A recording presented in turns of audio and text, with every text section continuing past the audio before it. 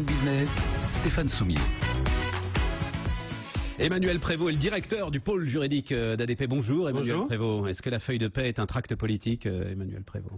Alors la feuille de paie matérialise évidemment le contrat de travail entre le salarié et son employeur.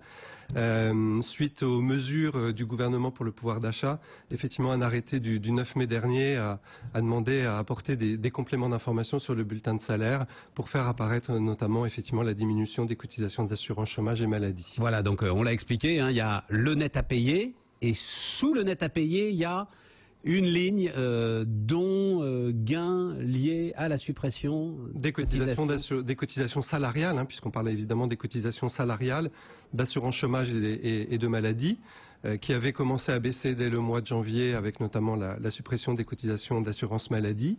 Et au 1er octobre, nous avons le dernier étage de la fusée, si je puis dire, avec la suppression des 0,95 de cotisations d'assurance chômage. C'est pas une première en fait. On a déjà vu, je crois que François Fillon lui-même, il y avait une ligne allègement Fillon, non, à un moment sur les feuilles de paie. Tout à fait. Effectivement, c'était matérialisé aussi sur le bulletin de salaire. Et puis après, chaque gouvernement a souhaité aussi marquer son empreinte avec effectivement un certain nombre d'informations positionnées sur le bulletin de salaire, dont effectivement les suppressions de cotisations patronales. C'est vrai que sur des cotisations salariales, eh bien c'est une innovation.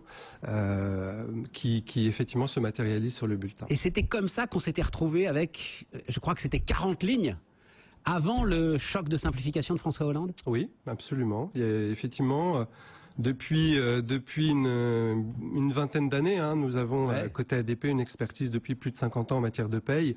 Les évolutions annuelles ou infra-annuelles sur les bulletins de salaire sont très courantes.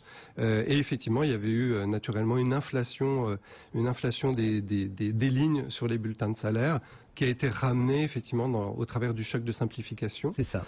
Après, vous savez, ça dépend aussi de la largeur d'un brut chez un employeur, puisque seules les cotisations ont été diminuées. Évidemment, si un employeur a énormément de primes sur un bulletin de salaire, bien évidemment ça. Bien sûr, évidemment.